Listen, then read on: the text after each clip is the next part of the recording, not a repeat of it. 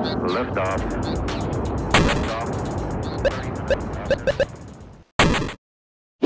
Hey everybody, this is Question of the Week with Garnett Lee, and if you like this show, first of all, you can get us your questions on Facebook or Twitter or the Gamefly app, and then secondly, you should also check out on Shack News Game Channel, the Shack News Daily Show, which I host every day.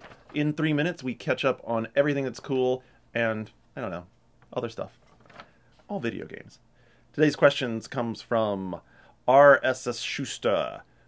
We got 2 questions from Ryan. Are you not calling the questions? You got 2 questions for the same person. 2 questions for the same person.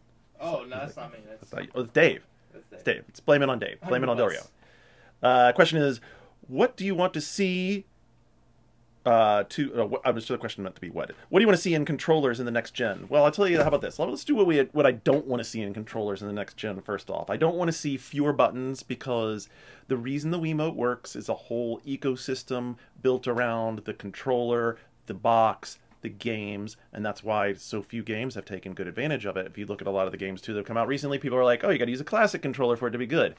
Classic control design is good. That's the other thing.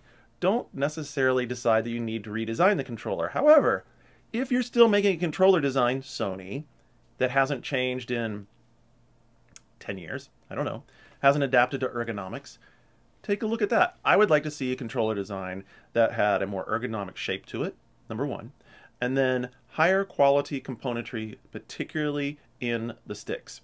And I think that this probably is the number one place that I'd like to see an improvement is better quality sticks, better quality armatures in there so that when I'm playing with the controller, I really have that good, smooth sense of the sticks being connected. Did you ever play with an N64 controller? Remember how it had that little crappy stick in the center of the Ryan, you ever play with the N64? Oh, yeah. All right, so plastic shavings. Yeah, right. Remember like plastic shavings down in there? Okay, so we've gotten better than that, but it seems like we've sort of stalled completely. There's been no real progress in improving these things.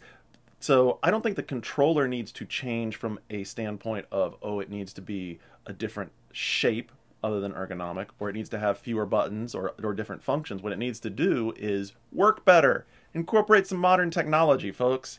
It's not 1999 anymore. It's 2012 or 2013 or 2014. I'd expect to see this era generation of thumbsticks and those armatures that go underneath it, this generation version of buttons and responsiveness and a great D-pad. Come on, could someone make a D-pad? How is it that D-pads are still so broken? Really, seriously. We like fighting games still. So, good D-pad, good sticks, good buttons, top quality production. Yeah, that's what it should be. That's what a controller should be. You don't have to reinvent it. That's our question of the week. My name is Garnett Lee. Make sure to check us out on iTunes. Listen to the show. It's out on Fridays. I don't know. It's cool. You should check it out. What do you think? For graphics, like at all. And so now they're going to get Make Whistling too, and that's great. Like, we get to have that.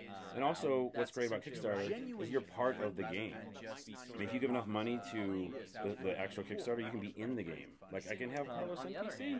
What? Why do I not have? I'm going to have it, actually. So that's really cool. And of course, Double Fine, gazillions of dollars they have. That's